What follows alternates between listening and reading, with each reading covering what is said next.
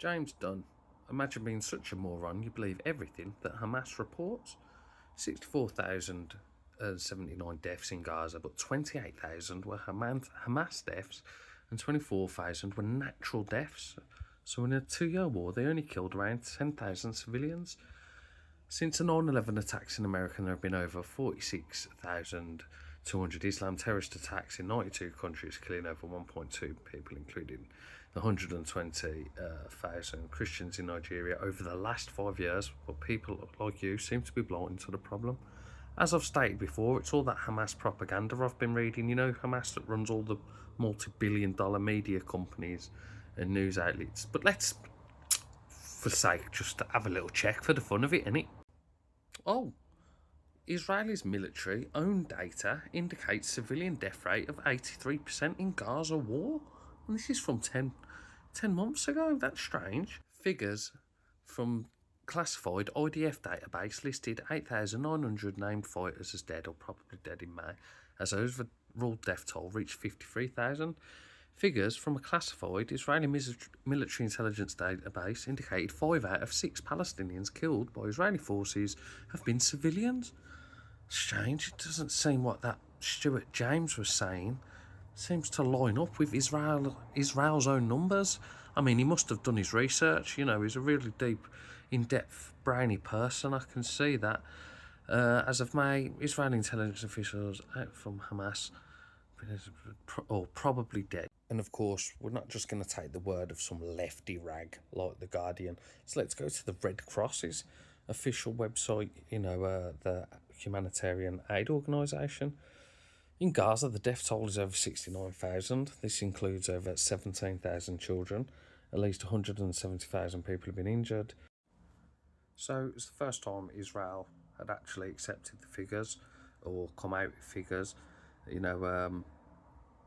The government and military had only provided figures for militants, and they've come out and confirmed that it was like more than 2/3 were non-combatants, and that before they were saying it was Hamas propaganda, and they dismissed them as not accurate. But now they've come out and says, yeah, it's largely accurate what they're saying. Of course, let's not forget the fact that children make up about 30% of the people killed in Gaza, with this being the latest figure as of 2025. 20,000. And also, what's important to note, if you look at the bottom, which I've highlighted, it does not include indirect deaths such as those from malnutrition.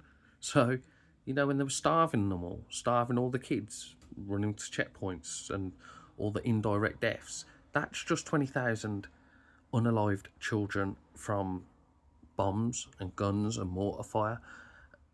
And there's been plenty more than that. So yeah, I just love it when people provide these really well thought arguments. You can even throw it into ChatGPT if you want. Can you fact check that screenshot from that Gaza that I put up in the first one? It presents highly inaccurate, unverified and mathematically contrived statistics. Here is a factual breakdown of the claims. The claims of 64,000 blah blah blah. The fact fabricated, do not match any official numbers of the United Nations, human rights organisations or the Israeli Defence Forces. To be fair, the numbers are wrong in this fact check, but once again, it's whether it's taken into consideration direct or indirect deaths. The claim that nearly 25,000 deaths were natural is completely baseless. Baseline normal mortality rates for Gaza's population over this timeline are a small fraction of that number. They agreed that the vast majority of casualties in the conflict zone have been civilian, women and children. Global terror attack statistics. The claims over 46,200 Islamic terrorist attacks in 92 countries. People think since 9/11, and the fact that you still think it was Muslims that did 9/11 says it all really, is unverified and highly exaggerated. Official peer-reviewed databases such as the Global Terrorism Database managed by START do not produce data that aligns with these metrics. The specific numbers circulate primarily on partisan anti-Islam blogs that broadly classify every localised geopolitical skirmish, military clash or domestic crime in Muslim-majority regions as an international terrorist attack to inflate statistics.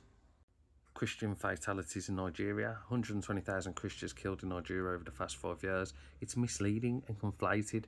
there is a massive humanitarian crisis which does need looking at, does need speaking out about, and I'm just as appalled by anything, by any other crisis. But that's actually over the last 15-year period. That's actually over the last 15-year period. And what's been happening in Palestine has been happening for 78 years now, going on to 78 years. And a little bit before that with the revolts and stuff. So, you know, just as soon as we're all just learning, we're all learning together, aren't we, really?